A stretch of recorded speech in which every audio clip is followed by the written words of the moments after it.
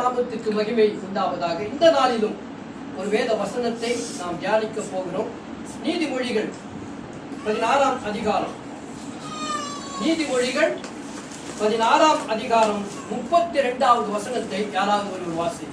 நீதிமொழிகள் 16:32. பலவானை பார்க்கிலும் நீடிய சாந்தம் உள்ளவன் உத்தமன், பட்டணத்தை பிடிக்கிறவனை பார்க்கிலும் தன் மனதை அடக்குகிறவன் உத்தமன்.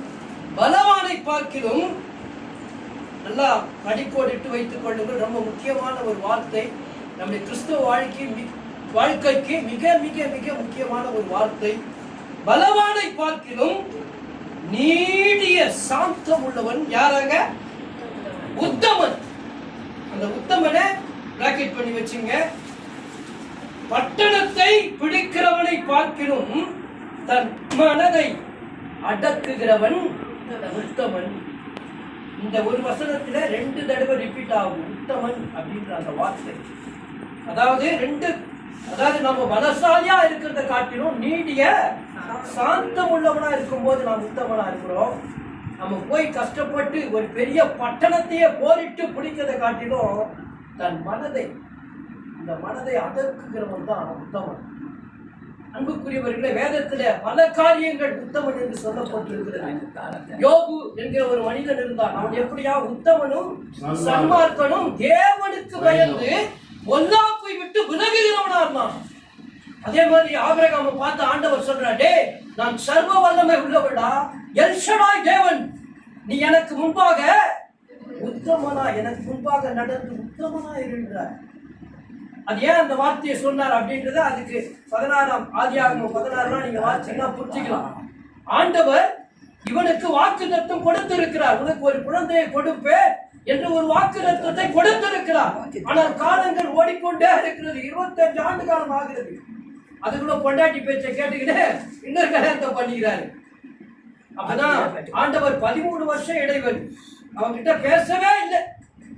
அதுக்கப்புறமா தான் சொல்றாரு, நான் சர்வ வல்லமை இல்ல, என்னை என்ன ஒன்னும் இல்லாம நினைச்சிட்டியா நீ? உனக்கு 100 வயசு ஆயிட்டா உனக்கு குழந்தை பிறக்காம போயிடுமா? அது அப்படிதான். அது நான் சர்வ வல்லமை உள்ள தேவன்டா, ஏன்டா அவசரப்படுற? எனக்கு முன்பாக நீ நடந்து கொண்டு உத்தமனாயிரு அப்படின்ற. அது மாத்திரமல்ல, வேதம் மிக தெளிவா சொல்கிறது, யாருக்கு கர்த்தர் துணையா? உத்தமனுக்கு கர்த்தர் துணை. உத்தமனுக்கு தான் கர்த்தர் துணையா இருக்கலாம். அல்லேலூயா. அப்போ அந்த உத்தமன் என்கிற அந்த வார்த்தையை நாம் ரொம்ப உன்னிப்பா கவனிக்க அனுப்புகிறவர்கள். சாதாரணமான காரியமே அல்ல. ஒரு கிறிஸ்தவன் அப்படின்னா ஒரு உத்தமையா இருந்தே தீரணும். இப்போ என்னுடைய தவறுகள் வெளியில தெரியாத வரைக்கும் நான் மகா உத்தமன் தான். அவரவர் தவறுகள் வெளியில தெரியாத வரைக்கும் எல்லாரும் உத்தமர்கள் தான். ஆனா அது வெளியில தெரிஞ்சுட்டா அவனா இவன் ஏன் ரொம்ப நல்லவன் நினைச்சிருந்தவன, அடப்பாவி இவன் ஆண்டவரே ஏமாத்துறானே அப்படின்ற ஒரு மிகப்பெரிய ஒரு அவப்பெயர் நமக்கு ஏற்பட்டு விடும் என்பது 100க்கு 100 உண்மை. அன்புக்குரியவர்களே, அப்போ இந்த 2 காரியத்தை நாம் மிகவும் உன்னிப்பாய் கவனிக்க வேண்டும். இந்த 2 உத்தமன் அப்படின்றதுல நாம ரொம்ப உன்னிப்பா இருக்கணும். தயவு செய்து விளையாட்டா எடுக்காதீங்க. கர்த்தருடைய வார்த்தையை நாம் படிக்கும் போது, கேட்கும் போது, நம் இருதயத்துக்குள்ள அது பேசும்போது அதை ரொம்ப கேர்ஃபுல்லா ஹேண்டில் பண்ணுங்க. அந்த வார்த்தையை நாம் கடைபிடித்து செயலாற்றுவதற்கு நாம் நம்முடைய சிந்தையை தயார்படுத்தணும். அதுதான் ரொம்ப முக்கியம். அதனால இங்க கவனிங்க, இந்த உத்தமன் அப்படின்றத குறித்து ஒரு சில விஷயங்களை நான் உங்களோடு பகிர்ந்து கொள்ள நான் விரும்புகிறேன். அதாவது இப்போ நான் ஒரு தப்பு செய்யறேன், யார் உத்தமன் அப்படின்றத கவனிங்க. நான் ஒரு தப்பு செய்யறேன், யாருமே பார்க்கல அப்படின்ற தைரியத்துல ஒரு தப்பு செய்யறேன். யாருமே அதை பார்க்க வாய்ப்பே இல்லை. அது மாத்திரமல்ல, இதை யாரும் கண்டுபிடிக்க மாட்டாங்க அப்படின்ற ஒரு இது இருக்குது. கன்ஃபார்மா இதை யாரும் கண்டுபிடிக்க மாட்டாங்களா அப்படின்ற ஒரு சூழ்நிலை இருக்கு. உதாரணத்துக்கு இப்ப நான் ஒரு லஞ்சம் வாங்குறேன், என் கை கிட்ட லஞ்சம் வருது, இந்த வேலையை முடிச்சு கொடுத்துரு, உனக்கு இவ்வளவு தர, யாருமே பார்க்கல. ஆஹா, வாங்கி பாக்கெட்ல போட்டுக்கலாமா? ஒரு பாவம் என்னை சுற்றி நெருங்கி நிற்குது. ஒரு பாவம், இதை செய்யலாம், இதை யாரும் கண்டுக்கல, இதை செய்யலான்ற ஒரு சூழ்நிலை. நான் சொல்றேன் பாருங்க, இந்த மாதிரி நேரத்துல எவன் ஒருவன் ஐயோ என்னை ரட்சித்த ஒரு இயேசு கிறிஸ்து இருக்கிறாரு, எனக்கு ஒரு புது வாழ்வு தந்தாரே, ஐயா அந்த காலத்துல இருந்த என்னை ஒரு ஆச்சரியமான ஒளியிடத்திற்கு கொண்டு வந்தாரே, எனக்காக, என்னுடைய பாவங்களுக்காக சிலுவையில ரத்தம் சிந்தி அடிக்கப்பட்டு மரித்தாரே, அவருக்கு விரோதமா நான் எப்படி இந்த பாவத்தை செய்வேன்னு சொல்லி எவன் ஒருவன் அதிலிருந்து விலகி நிற்கிறானோ அவன் தாங்க உத்தமன். அவன் தான் உத்தமன். நான் சொல்ல வர பாயிண்ட் அதான், ஒரு தப்பு செய்யறதுக்கு நமக்கு வாய்ப்பு கிடைக்குது, அந்த தப்பை அவாய்ட் பண்ணிட்டு இதை விட என் ஆண்டவர் பெரியவர், என் ஆண்டவர் சர்வ வல்லமை உள்ளவர், அவர் என்னை உத்தமனா இருக்கும்படிதான் என்னை அழைத்திருக்கிறார் அப்படின்ற அந்த எண்ணம், அந்த சிந்தனை நமக்கு வந்துட்டாரே, எல்லாரும் உத்தமர்கள் தான். பிசாசு நம்மளை தொடவே முடியாது, நம்மளை தொடவே முடியாது. இங்க பாருங்க, இங்க பலவானை பார்க்கிலும்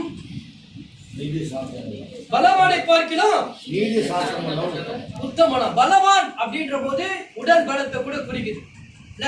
இப்ப நல்ல பாடி ஹைட் அண்ட் வெயிட்டா இருக்கிறோம் பாருங்க, திமிரு ஓவரா தான் இருக்கும். வண்டியில வந்து இஷ்ட கூட நெக்கலா பாப்பா, இவரு இஷ்டம் அவனை பாப்பா நெக்கலா, ஏன்னா பெரிய பலசாலி, அச்சா ஒரே டே படகா அப்படின்ற மாதிரி பலவான். பலவான் அப்போ ஒரு பலவான் அப்படின்ற போதே கொஞ்சம் திமிரு கோபம் இதெல்லாம் இருக்கும். அது மாத்திரமல்ல, பலவான் என்று சொன்னால் அது மாத்திரமல்ல, இப்போ பணபலம், பணபலம் இருக்குது, ஆள் பலம், அரசாங்க அதிகார பலம், இதெல்லாம் இருந்தா கூட என்ன வந்துடும்? திமிரு, கோபம், தெனாவிட்டு இதெல்லாம் வந்துடும். ஆண்டவர் சொல்றாரு, இந்த பலத்தை எல்லாம் காட்டினோம் நீ நீடிய சாந்தம் உள்ளவனா. இந்த பலவானா இருந்தா உத்தமனா இருக்க முடியாது. உங்ககிட்ட பணபலம் இருந்ததுன்னா உத்தமனா இருக்க முடியாது.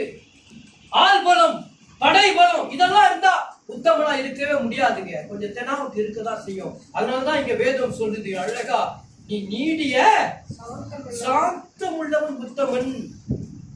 அப்போ அதே 14ஆம் அதிகாரத்துல பாருங்க, 29ல சாந்தம் உள்ளவன் அப்படின்றவன் யாருன்னு பாத்தீங்கன்னா, அதே 14:29 சொல்லுது, நீடிய சாந்தம் உள்ளவன் மகா புத்திமான். அல்லேலூயா. பாருங்க, ஏன் சாந்தம் உள்ளவனா நாம இருக்கணும்னா மகா புத்திமான். அப்போ ஒரு உத்தமன் என்பவன் யாருங்க? அவன் மகா புத்திமான். அல்லேலூயா. நாம உத்தமனா மாறிட்டா மகா புத்திமானா மாறிட்டோம்னு அர்த்தம். எந்த சூழ்நிலையும் நம்ம இடர்ல தள்ளாது, எந்த சிச்சுவேஷனும் நம்ம தவறான பாதையில சிக்க வைக்காது. ஏன்னா நாம மிகப்பெரிய புத்திமானாய் நாம் மாறி விடுகிறோம். அன்புக்குரியவர்கள், அதுதான் இந்த இடத்துல வார்த்தை சொல்லுகிற காரியம். அன்புக்குரியவர்களே, அது மாத்திரமல்ல, இரண்டாவதா என்ன சொல்றது? பட்டணத்தை பிடிக்கிறவனை பார்க்கிறோம், தன் மனதை அடக்குகிறவன் உத்தமன். நம்ம ஒன்னும் பெரிய மலையெல்லாம் பூச்சி கட்ட வேணாங்க, இந்த மனசை கட்டினாலே போதும்.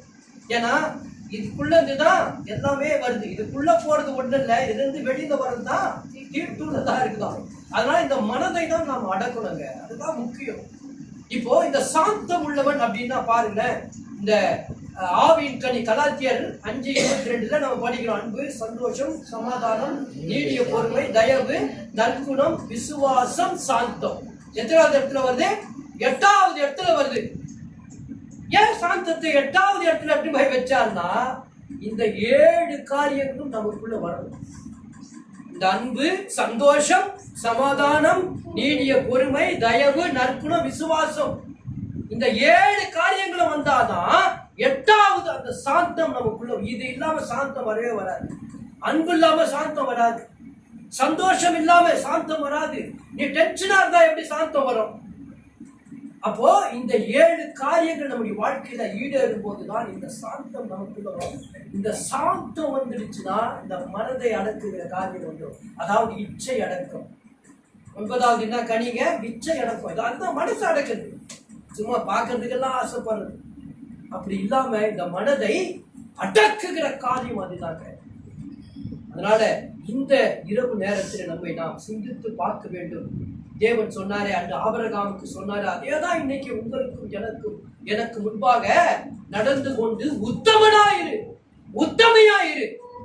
இதை தாங்க நாம் சிந்தித்து பார்க்கணும். நம்முடைய வாழ்க்கையில நம்முடைய படிப்பு, நம்முடைய அழகு, நம்முடைய அந்தஸ்து, நம்முடைய எல்லா காரியங்களும் நாம் உத்தமனாய் மாறுவதற்கு தடையா இருக்குது. அதனால்தான் சொல்றேன், டேய் நீ உன் மனதை அடக்கு. இப்போ பணம் வந்தாலே நமக்கு தெரியுங்க, இந்த தப்பெல்லாம் பண்ண செய்யும் தோணும். ஆனா நாம் அதெல்லாம் விட்டுட்டு ஆவியின் கனிகள்ல நம்மை நாம் நிலைநிறுத்துவோம் என்று சொன்னார். அந்த சாந்தம் நமக்குள்ளே காணப்படும் என்று சொன்னால் மனதை அடக்குகிற உத்தமனாய் நாம் மாறுகிறோம். அப்போ 2 வகையில உத்தமனை ஆண்டவர் இங்கே கோடிட்டு காட்டுகிறார். ஒரு உத்தமன் என்பவன் யார் என்றால் அவன் நீடிய சாந்தம் உள்ளவனா இருக்கும். இன்னொன்று தன் மனதை அடக்குகிறவனா இருக்கும். இந்த இரவு வேளையில கர்த்தர் நமக்கு அதை தான் வெளிப்படுத்துகிறார். நீங்க எல்லாத்தையும் கூட மறந்துருங்க. நான் உத்தமனா வாழணும்னா நான் நீடிய சாந்தம் உள்ளவனா இருக்கணும், நான் மனதை அடக்குகிறவனா. இது 2 பண்ணாலே உத்தமனா மாறிடலாம். அல்லேலூயா. கர்த்தர் உங்களையும் என்னையும் அளவில்லாமல் ஆசீர்வதிப்பாராக. ஆமென். ஆமென்.